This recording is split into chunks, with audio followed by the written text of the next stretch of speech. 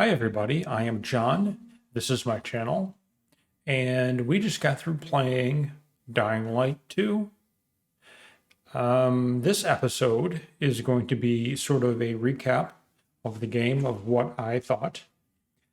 Purely opinion, because we won the game at level 7.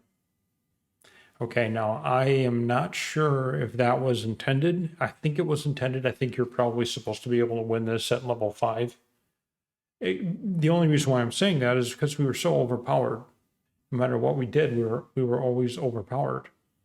So mobs were 1 hit, 2 hit. It just wasn't difficult. The hardest part of the game was that I kept falling and dying from rooftops. Oh yeah. If you go watch any of those episodes, I'd just fall and fucking die, like literally 4 to 5 times per recording. I would fall to my death. Oh yeah. Never understood why that happened. Probably because I fell too high up. No anti-fall damage thing. The anti-fall damage thing that I got wasn't enough. Not for me. I need a lot to help that. Okay, so what I thought we'd do is I thought I'd go over with you guys a little bit of what I thought about the game. This is purely opinion. Take it or leave it. Okay, I need to put my glasses on because I am old and eyes don't work like they used to. So let's start with what we liked about it. Okay, I liked the story. Okay, I really did. I would probably give the story a solid 6, maybe a 5. Okay, that means I kind of liked it. That's not. It wasn't bad. It may have been a little outlandish, but this game isn't about the story. I don't think. I think this game is more about end game stuff than in the story, but I did like the story. I thought the side quests were pretty decent. I liked the Jerry anomalies a lot. I thought the Jerry anomalies were really cool. I think we only killed 2 of them, but if the game would have kept going on, we would have investigated that and all of the other fucking things that we never ever got to, with the question marks, exclamation points on the map all over the place. Okay, so the Jerry anomaly was pretty cool. I liked it that the big volatiles were in there too, so they were chasing you around as you had to try to pick off this one super volatile in the middle. That was fun. What else did we like about the game? I loved the metro stations. I loved them, even though we only did maybe 5. I thought the whole idea behind the metro stations turning into, you have to go and you have to kill everybody in it, and then you take it over and it becomes a fast travel point. I thought that was really neat. I liked that a lot, and I like fast travel, so that's probably why I liked it. Okay, so the areas where there was, so if you looked at the map, there were some that were blue, there were some that were red, there were some that were sort of like not a color, and then I can't remember what the survivor color was, brown maybe or something. So those were areas that were taken over by the 2 factions or not claimed yet. I like the idea of the factions. I like the idea that you could help one faction or another, and then you got little bonuses and perks from it, even though most of the time it wasn't really that useful. I mean, okay, so I did pretty much all survivor ones, and I think they were useful. I mean, in the beginning, having those zip lines were certainly useful because I didn't have the skills, okay, to long jump yet, maybe, or to do the one where you can run really fast and use stamina and then do a long jump. So the extra little perks for giving survivors, the survivor faction, control over whatever helped me. It helped me early. I didn't mind it late because they put in those, what are those called? The wenches? They put in the wenches too, I think. And those were seriously useful all the way through till the end. So I like that a lot about it. I enjoyed the timed quests. So in a quest, there weren't a lot of them, which I appreciated too, because I wouldn't be saying this if there were a lot of them. There were certain times where you had to reach a certain point in a certain amount of time. I liked that. What I didn't like about that, and I'm not going to elaborate on this in the parts I didn't like about it, but I'll tell you right now. It was when you needed to get to something in a timed fashion. Say it was the top of a building, and you had 2 minutes to get to the top of the building, and I took the whole 2 minutes to figure out how to go up a little bit, and then there was another start over. Now I could run and I know how to get up to that first ledge. Now it doesn't take me 2 minutes. I can get up there in 20 seconds. And then to find out the way up to the next section, it's another 2 minutes and I die. And then I got to start over. And now I can get up to the second one, and then eventually the third one, and then eventually the fourth one, and then eventually I get up to the top. I don't like that. It shouldn't be that hard. It's like they're trying to, okay. It's like they're trying to reward you for a path that you could never solve the first time. For some reason, that just bugs me. And you fucking got nothing when you got to the top anyway. Okay, so that's why I didn't like that particular time type thing. I liked it when the volatiles were chasing us, when Waltz was chasing us, because he's like this red skull behind you, right? And that was cool. It made it tense, and I like that. It made it very. I don't think a lot of games are very scary, but to make the game tense, like the Resident Evil games or, whatever, Alan Wake. I like that feeling. I think that translates to something scary to me. Okay. I loved all of the parkour stuff. I loved building, climbing, the jumping, even though I fucking died all the time. I love that. That's one of the things I really loved about the first one too. I loved all the parkour stuff. In fact, I loved the grapple in the first one, and I did not like the grapple in the second one, probably because the grapple in the first one was cheating. Probably. But you know what? I liked it. Okay, let's talk about some dislikes. Bugs. Oh my God, dude. Bugs. Bugs fucking galore. I need to go into a dark zone. I need to go into this GRE dark zone. I need to go in there and I need to get fucking something.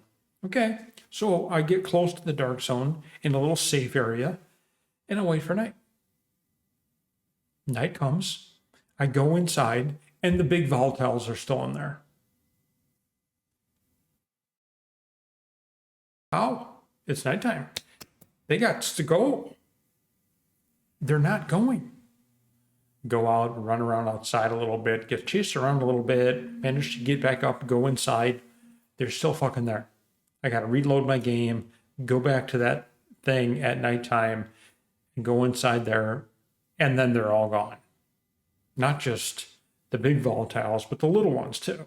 So that was a bad bug, dude. That happened a lot to me. A lot. What's the other bug that really bugged me? Get it? The bug in the, and this is a one-off thing, and it really isn't. I'm nitpicking a little bit, okay? They gave us a patch that added guns, okay? They gave us a patch that added guns. So in order to get the guns, in order to start buying guns, you had to do a quest. It was sort of a mission where you would go into You wouldn't be in the same gameplay area. You would be in that gameplay area, but somewhere else, like a controlled gameplay experience. And then you try to get to the NPC to turn it into the quest after. You couldn't. It said you were out of bounds and then it reset. I eventually figured out a way around that thanks to the internets, but still. You release a patch, and the only way to get what you're releasing in the patch, you need to do a quest, and you can't do the quest. You see what I'm saying? Whatever. There's so much shit to do in that game, though, that you could just not do that and come back. Or you can do the workaround thing. But the problem was, to me, the part that bugged me was that I did that quest 4 times. And then the 5th time is when it actually worked, when I used the workaround. And that was like a waste of, an hour. It's an hour, dude. It's an hour. Okay, more dislikes. The weapons and how they scale. I don't mind the weapons. I thought the weapons, should I say weapon singular, I loved. But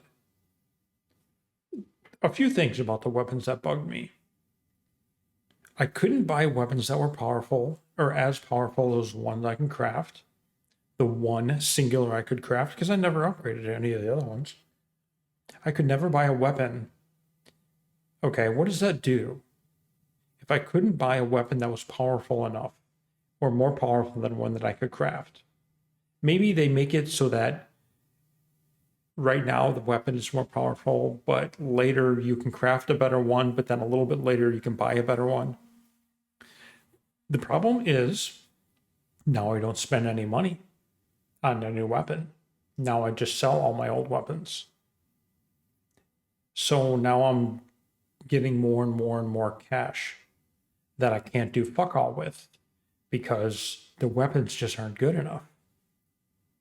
And then I max out the blueprint for my weapon. Now I can craft a weapon that does 250 damage. I craft the weapon that does 250 damage. And that's all I need for the entire fucking game. You know why? Because of my second gripe. The weapons scale with your level. They scale with your level after you've already made it. So I have the weapon, I craft the weapon, I have 200, it does 250 damage. I go from level 5 to level 6.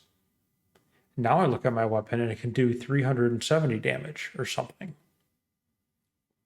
No. That weapon should still be doing 250 damage. I need to craft another one that will allow me to do. Hi everybody, it's John interrupting myself to bring you an important message. I went off just now in my review of Dying Light 2 about how the weapon, my main weapon, Lost Hope or Last Hope or whatever the fuck it's called, scaled with my guy's level. I'm like, why is that the case? Why? That sounds dumb. That is dumb to me. It should be, whatever level I am, whatever damage it does, the next level I go up, I have to make a new one. Well, I just got a comment from Adam Oath 2285 that said if the weapon doesn't have a level on it, then it will just scale with your character's level. So thanks for pointing that out, Adam. I still don't like it though.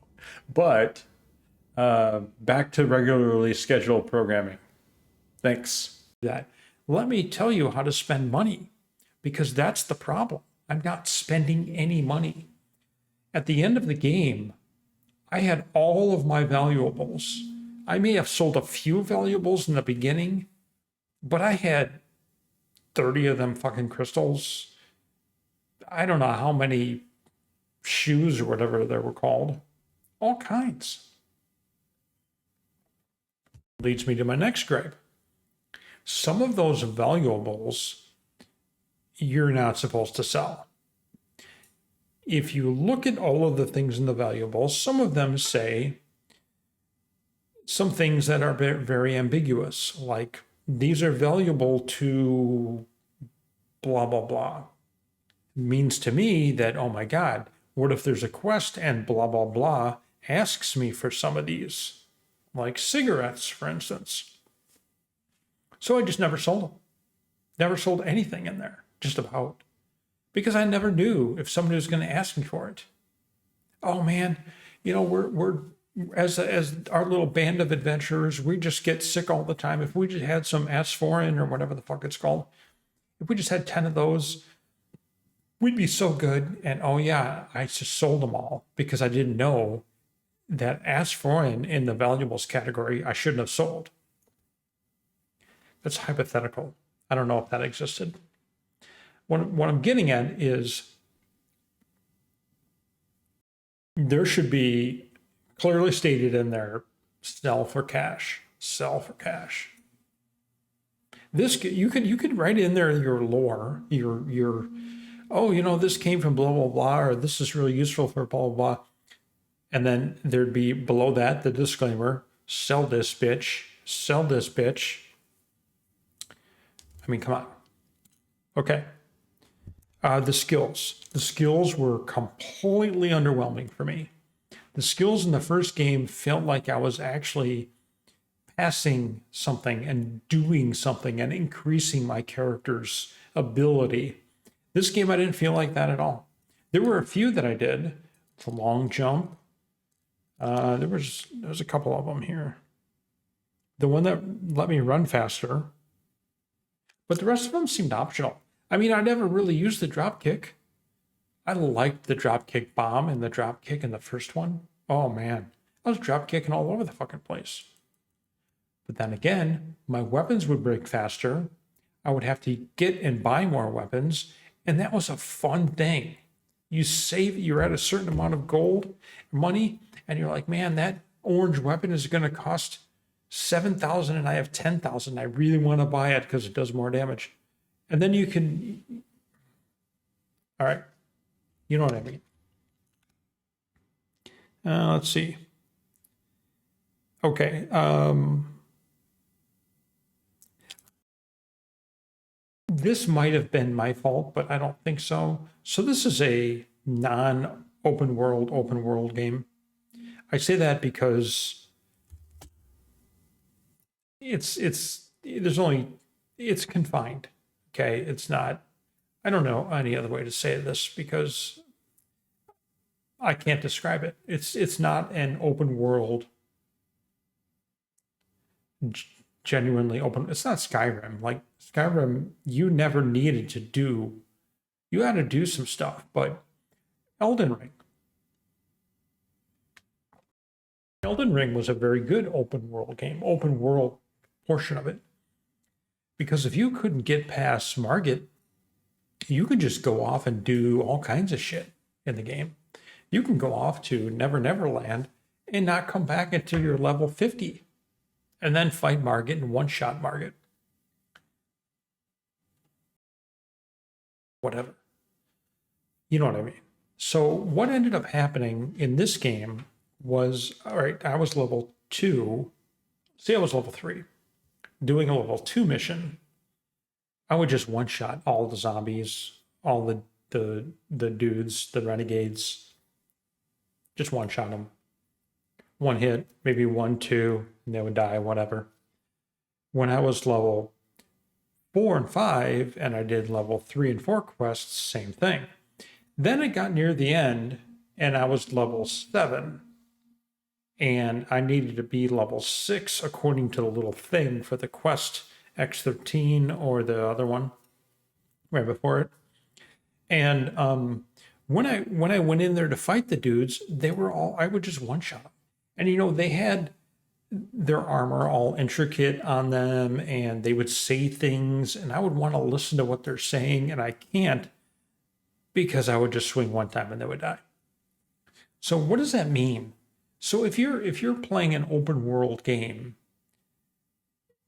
open world-ish type game, and you have all of these other things that you could be doing, how do you know the order in which to do them? Well, you don't. You don't. So what I'm saying is it's very difficult, it seems, in this game anyway, that to match up the level of the story quest with the level of the character. Perhaps they could have done some scaling a bit, make it a little tougher. I could have played it on a higher difficulty, I guess. But still, I mean, it's sort of like, when you run past something, since there's so much shit everywhere, when you run past something, you're like, oh, what does that do? Oh, where does that go? Oh, let me kill this and get this. Oh my God, there's an inhibitor. I gotta get that. And so you get drawn off the story quest line. You get distracted by the shiny objects here and there and wherever. I do. Oh yeah. And in doing so, I become stronger. My guy levels up. I get inhibitors. Now I can jump farther. I can run farther. I have more hit points. And suddenly, I can just stand there and let the dudes wail on me. And then, just hit them one time and they die. I didn't really get the sense of, I don't know what it is, danger. If that is right, or it wasn't tense. Like those, I loved the screamers. I thought the screamers were a really good addition to this game. But I just didn't get the sense that, oh my God, that was a screamer. I'm totally fucked. I didn't get that. Because I was one level higher in the area than the area. And so I could just two hit them or one hit them. And I think they should have, I think it could have scaled better. This is just my opinion. All right. So there's the good points and the bad points. I give this game a solid 7 because I loved the parkour part. There's part of this game that that was so fun it outweighed some of the negative things. Like I wasn't even going to talk about the bugs. I wasn't. I at the end, you'll see the end. The X13 is the ending one. I was interpreting saving Lawan as me going to her while she's at the bomb waiting to blow up the missiles. And I would replace her. She would go and I would stay and press the button to blow up the fucking thing. That isn't what they meant. So I got the bad ending, or one of the bad endings, whatever.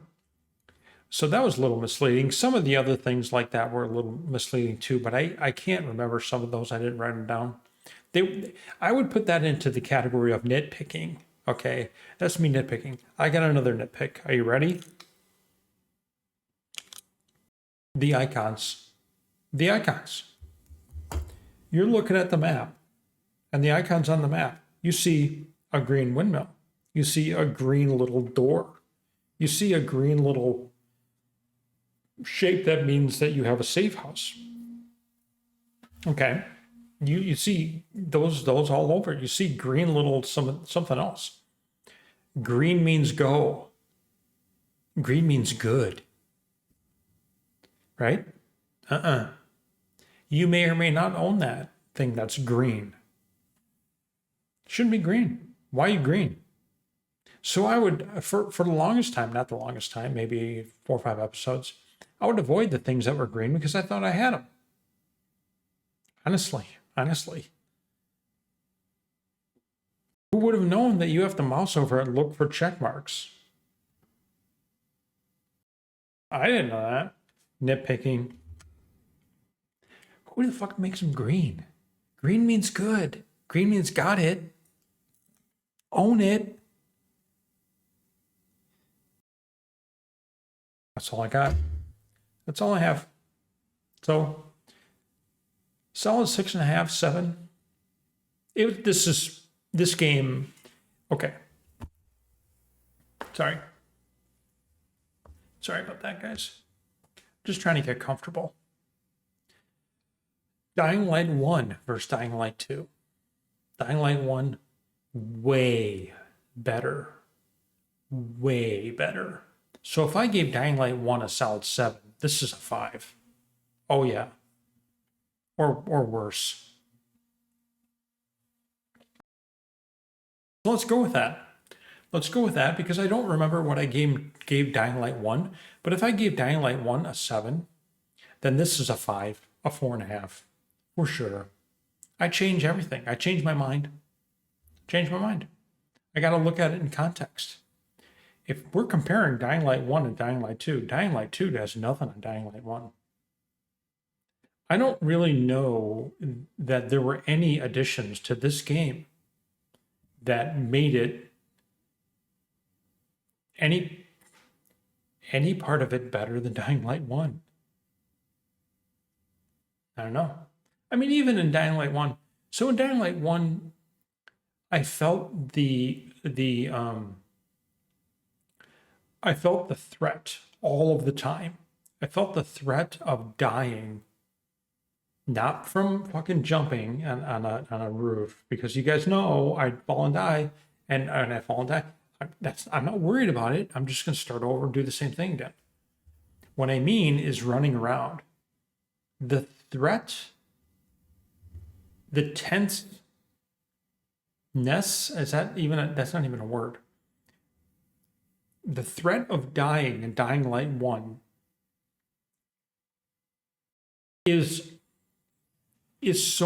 makes the game better for me.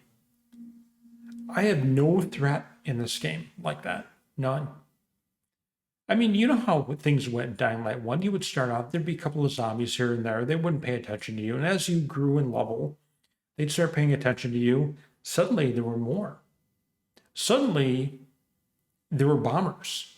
And not bombers like in this game where they barely even hurt you when they blow up. Bombers kill you.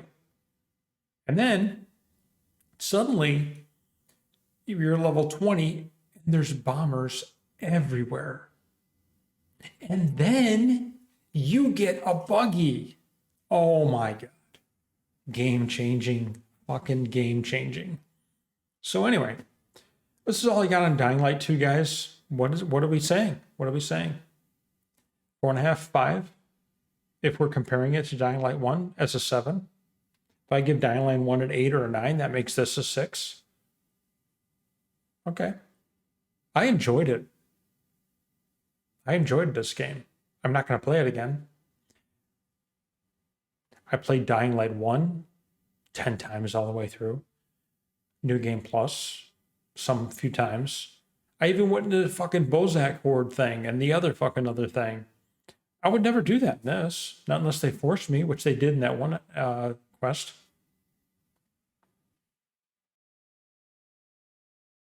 Just the way it goes, man. All right. We are done with this. Done and dusted. We are finito with Dying Light 2. We are now going to be concentrating on something different. Not quite sure yet. We're playing 4 games. Wulong. 2 DLCs left in that. The Last of Us Part 2. Don't know why. Persona 3 and Persona 5. Those are the games we're playing right now. And what I'd like to do is try to get further in those. I don't really get a lot of views for Persona, so I may just drop those altogether. I'll play them on my own. I don't know if you guys are, if anybody is interested in those. Compared to Dying Light and Dying Light 2, it's not even close. Okay, and Wulong too. So what I plan on doing is trying to get done with some games so that when Elden Ring's DLC comes out, that's all we're fucking playing. But there are 2 more games coming out this month that I am going to play, which means we have to beat them before Elden Ring. That is Dragon's Dogma 2 and Rise of Ronin. So we're playing those on the channel. You heard it here first. Hope you guys enjoyed this. Please subscribe. See you soon.